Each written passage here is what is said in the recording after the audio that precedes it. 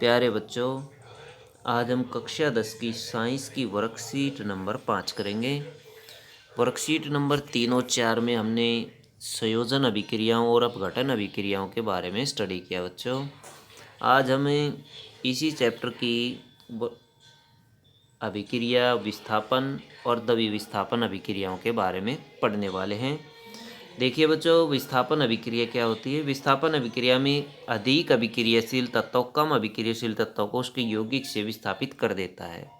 विस्थापन जैसे ए कोई तत्व है और बी सी कोई यौगिक है, तो इसमें देखिए बच्चों, इसको बी को ये विस्थापित कर देगा ए, ये बी विस्थापित हो गया है और ए सी के साथ जुड़ गया है, ए सी के साथ जुड़ जाता है और बी को विस्थापित कर देता है। मुख्य विस्थापन अभिक्रिया हम देखेंगे Fe plus CuSO4, FeSO4 plus Cu।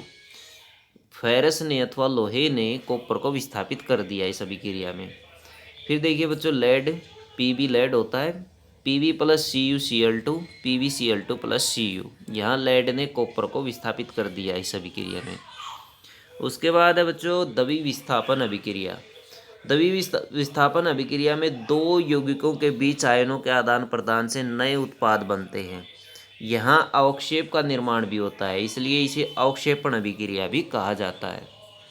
जैसे हम मान लेते हैं बच्चों, इस अभिक्रिया में दो ए बी है, ए और बी, इसमें ये एक यौगिक बन जाता है। इसी तरह सी और डी से एक यौगिक बना हुआ है, ए बी एक यौगिक है, सी डी दूसरा यौगिक है। अब देखिए बच्चों, ए किसके साथ जुड़ेगा, ए डी के साथ जुड़ जाएगा, सी बी के साथ जुड़ जाएगा। देखिए सी बी हो गया, ये ए डी हो गया। इसे द्वि विस्थापन अभिक्रिया कहा जाता है। एक अभिक्रिया है बच्चों Na2SO4। Na2SO4 एक यौगिक है, दूसरा यौगिक है बेरियम क्लोराइड अथवा BaCl2।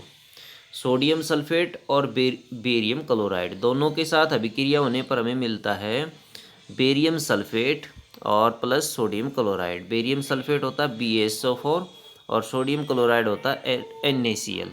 तो ये अभिक्रिया इस तरह से आयनों के आदान प्रदान से प्राप्त होती है। बच्चों, आयनों का आदान प्रदान इस अभिक्रिया में होता है और इसमें हमें स्टार्टिंग में भी दो अभिकारक लिए जाते हैं और एंडिंग में भी दो उत्पाद प्राप्त होते हैं। दो ही अभिकारक होते हैं, दो ही उत्पाद इसमें मिलते हैं। निम्नलिखित में द्वि विस्थापन अभिक्रियाएं पहचानिए। तो द्वि विस्थापन अभिक्रिया एक पहले वाली अभिक्रिया है और दूसरी अभिक्रिया नहीं है, और एक तीसरे वाली अभिक्रिया है। तो ऑप्शन नंबर बी आएगा, दूसरी और तीसरी। पहली और तीसरी, पहली और तीसरी ऑप्शन नंबर सी आएगा बच्चों। ऑप्शन नंबर सी इसका आंसर होगा। दूसरा क्वेश्चन देखिए बच्चों, क्या होगा जब बेरियम क्लोराइड एल्यूमिनियम सल्फेट के साथ अभिक्रिया करता है। इस अभिक्रिया को रासायनिक समीकरण के रूप में लिखें। बच्चों, बेरियम क्लोराइड का सूत्र पता ही है, BaCl2 होता है और एल्यूमिनियम सल्फेट का AlSO4 थ्राइस होता है।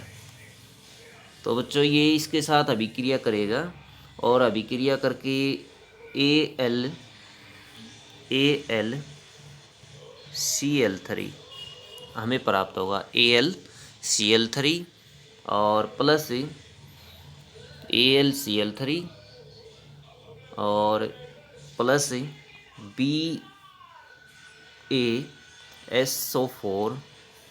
BaSO4 हमें प्राप्त होगा। यहाँ हम 3 लगा लेते हैं, इसके आगे 3 लगा लेते हैं।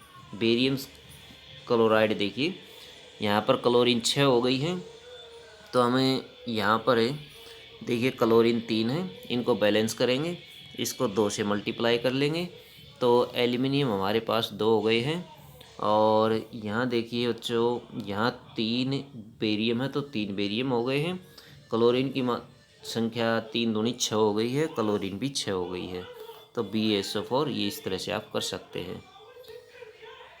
आगे देखिए बच्चों, क्वेश्चन नंबर 3 है, निम्नलिखित दो अभिक्रियाओं में क्या अंतर है। तो दो अभिक्रिया देगी AgNO3 plus HCl, AgCl plus HNO3। पहली द्वि विस्थापन अभिक्रिया है, जबकि दूसरी जो है वो अब विस्थापन अभिक्रिया है। पहली द्वि विस्थापन है और दूसरी विस्थापन अभिक्रिया है। सही उत्तर पर चिन्ह लगाइए। यदि लोहे की कीलों को कुछ देर तक कॉपर सल्फेट के विलयन में रखा जाए तो लोहे की कीलों का रंग भूरा हो जाता है। लोहे की कीलें अप्रभावित रहती हैं, भूरे रंग की गैस निकलती है। ऑप्शन नंबर ए आएगा बच्चों, लोहे की कीलों का रंग भूरा हो जाता है। पहला ऑप्शन इसका आंसर आएगा। तो ये थी बच्चों आपकी वर्कशीट नंबर 5।